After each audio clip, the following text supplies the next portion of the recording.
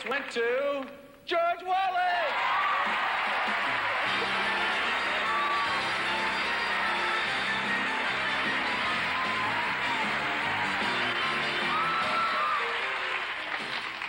Now, let me return the favor. Ladies and gentlemen, please welcome my good friend, Jerry Seinfeld.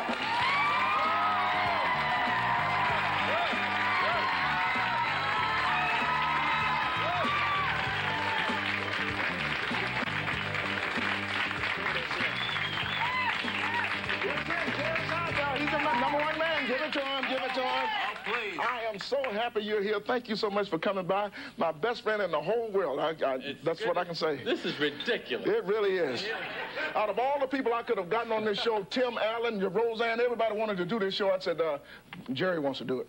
And here I am. God bless you. This is funny because here we are, and this is what we would do normally. Yeah. Just sit and talk. And now we're getting paid. You're getting paid, my friend. I'm not getting paid. You get paid when you wake up in the morning. You're on television 15 times a day. You know that? That's true. You're always getting paid. And so what do you do for, people don't know about you. What's your hobbies? What do you do? Well, cars are a really big hobby for me. I'm very interested in cars, as you know.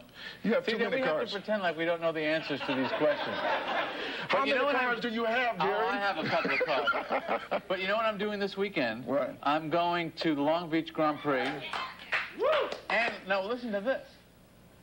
I'm going to be on Little Al's pit crew. Al Unser Jr. is going to have me on the pit crew. Well, I told you, don't interrupt me until I get a laugh. But we might be here all day waiting for you to get a laugh. No, but listen to this. You know, seriously, you know what I'm doing? What are you doing? I'm going to be holding the sign. When he goes by, I'm going to be holding the sign. Now, does that seem like a good idea to have a comedian holding the sign? You know, your engine's on fire. Just kidding. You are crazy. So you're going to be down in that pit? Yeah, I got a fire suit that's fitted, you know, the whole thing, and you got to put on the whole. Yeah, the helmet, and I'll be out there. And if he loses, you know, I don't know. Then you're not going to be around when he comes back to the pit, are you? No, I'll be gone. Oh man, that's good. Well, let me tell you something about you. You have the #1 show on NBC. You are NBC, all right? Yes. So okay, you won an Emmy. I want to get my head on that peacock. You know what? That peacock would look a lot better with your head on it, too. You have the #1 show on NBC. You won an Emmy? An Emmy. I did not win an Emmy. I won an Emmy, which is a lot easier to win. You know, I'm only going to hit you one time. You won an Emmy. You had a #1 book. Yeah. And you did all of these things and you really think you're something, don't you? Yeah. Well, I've done it.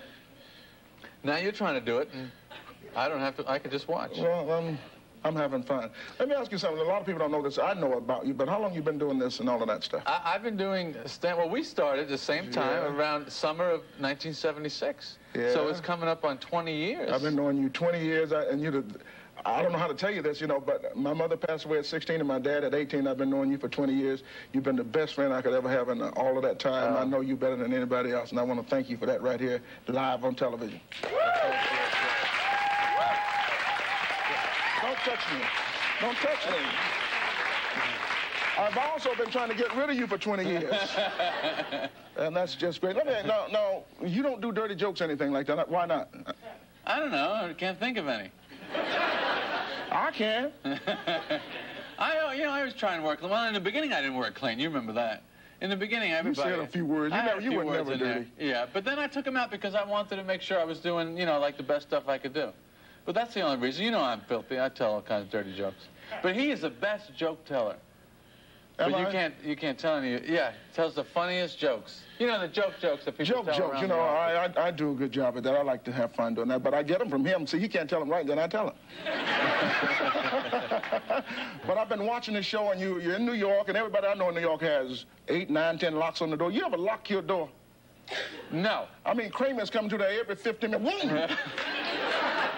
Yeah, because it's funny. I mean, if I lock the door and I have to get up to answer the door, I mean, if you would lock this door and had to open it for me to come out, it would slow down the whole show. You want to go back out again and try this? Yeah, let's try. Okay. Now, this is what it would be like on my show if every time Somebody had to come in. You had to open the door. Okay, now you pretend you're doing a scene, and then I'll knock. So I'm telling this guy that 15 times, I don't want the money. You keep the money. I don't need it. Yes, I'm talking to somebody in here.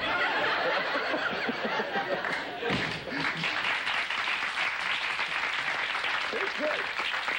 I don't know. We don't lock the door because it's just, a lot of times when people live next door to each other, they don't lock the door. Oh, that's true. You know, if they live down the end of the hall. No? Well, we'll have to go back and change all those episodes then. Okay, I'm waiting till you get that laugh. Go ahead. That was it. It's a small one. Okay, who are some of the comments you started out with? I know them, but the audience, they don't know. Oh, Jay Leno and Right. Paul Reiser and Larry Miller and... Did you hear all those names? Jay Leno, Paul Reiser. I'm the only non-millionaire out of the group. You understand that? I don't know about that. You've been doing some work lately.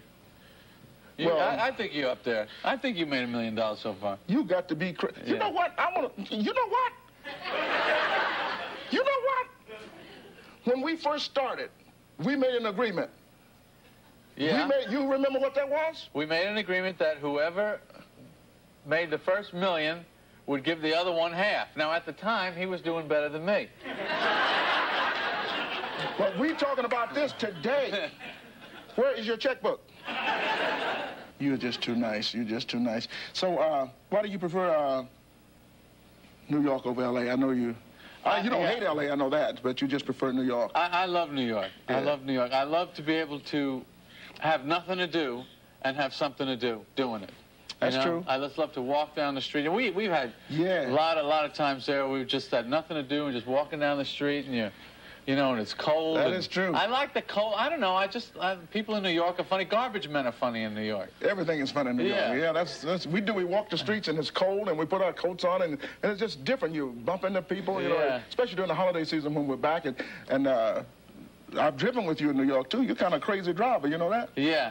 We were driving in New York this past winter, and I have this car that has the ABS system, you know, the automatic braking system.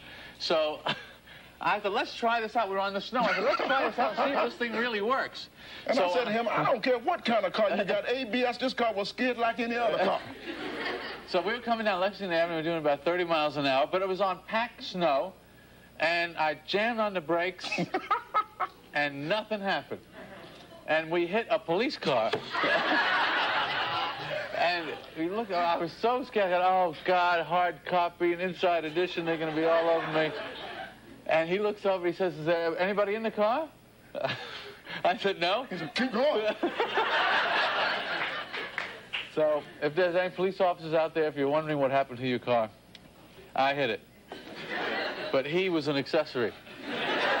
You just stay right there, because we got a lot to talk about here tonight. Jerry Seinfeld is with us. Thank you so much. We love you.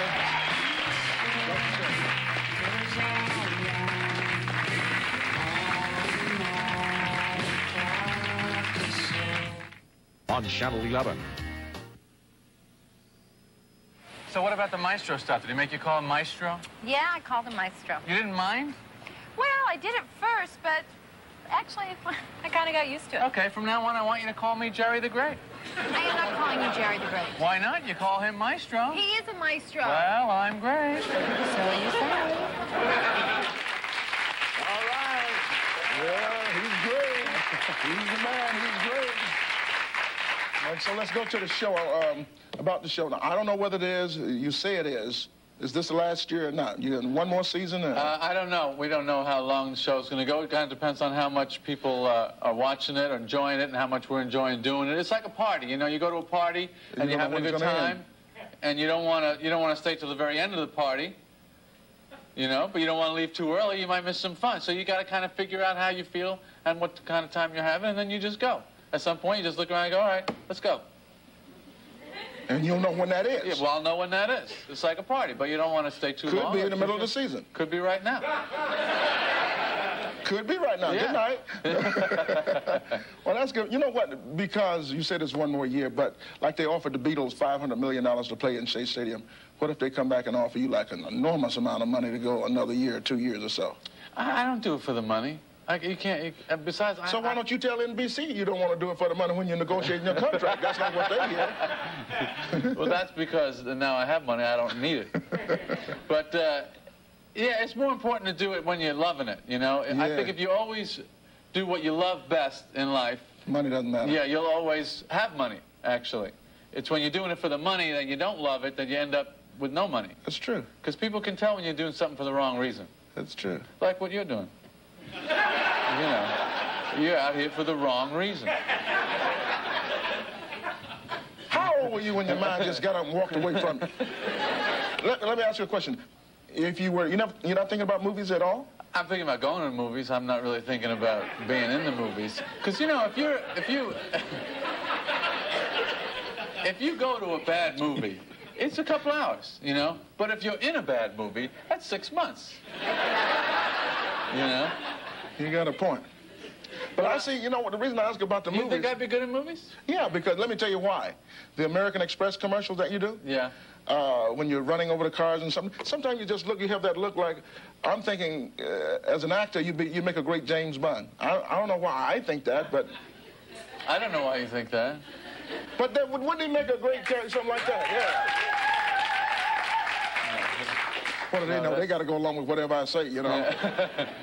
Yeah, that would be fun. I would like to be like a superhero. I'd like to play Spider-Man or Mickey Mouse or something like that. Mighty Mouse. I would like to play Mighty Mouse. Yeah. If they would make a feature of Mighty Mouse, I could play Mighty Mouse. Because he was somebody I looked up to when I was a kid. You really had a low life, didn't you? Yeah. One more question. Did you ever do anything stupid?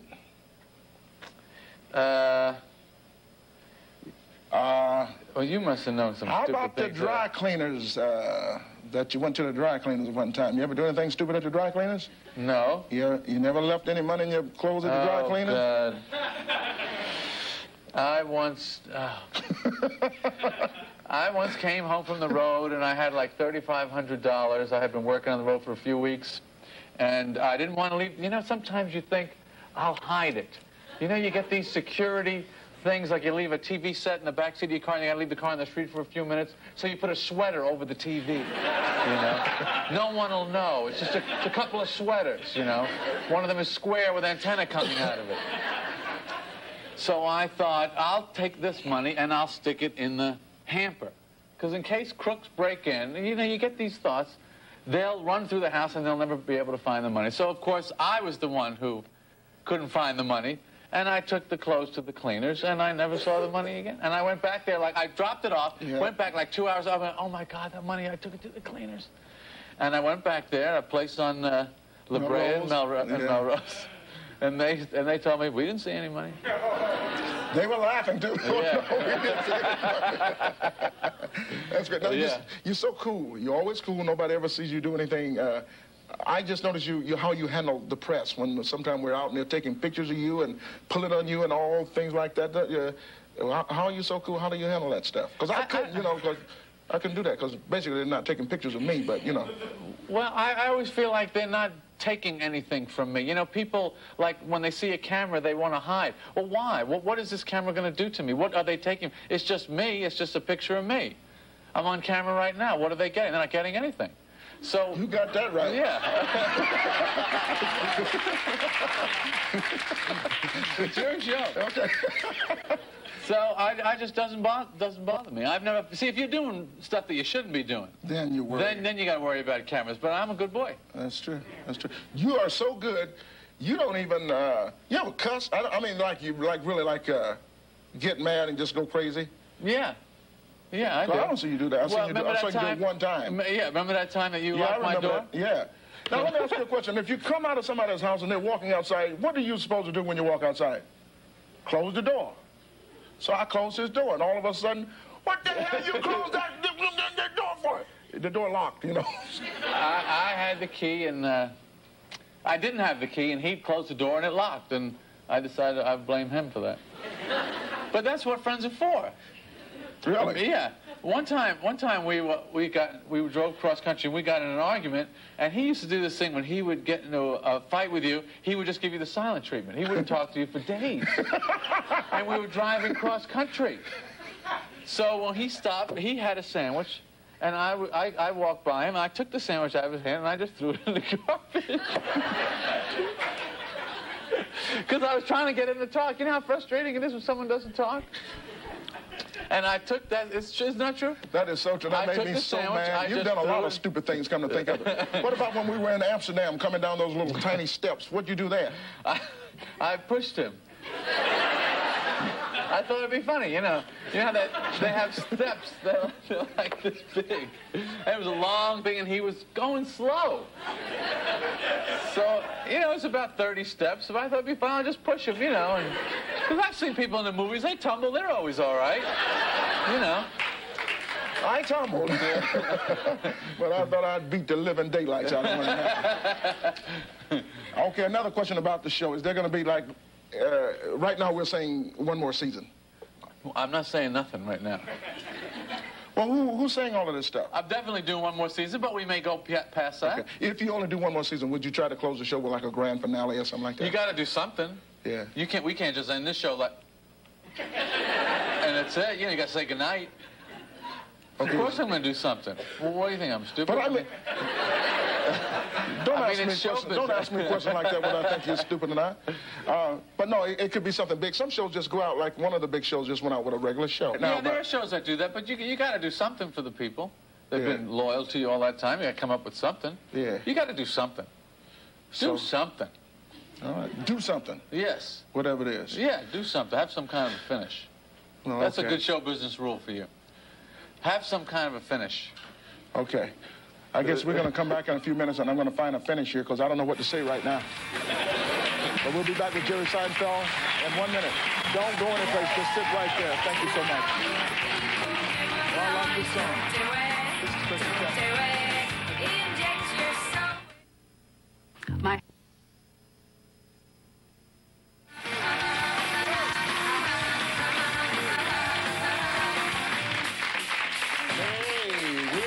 Back, young man. We're back, and we got a few more minutes, and I guess I want to ask you, you being in comedy for 20 years, let's go back 20 years. You know what you first did? My first joke? Your first joke.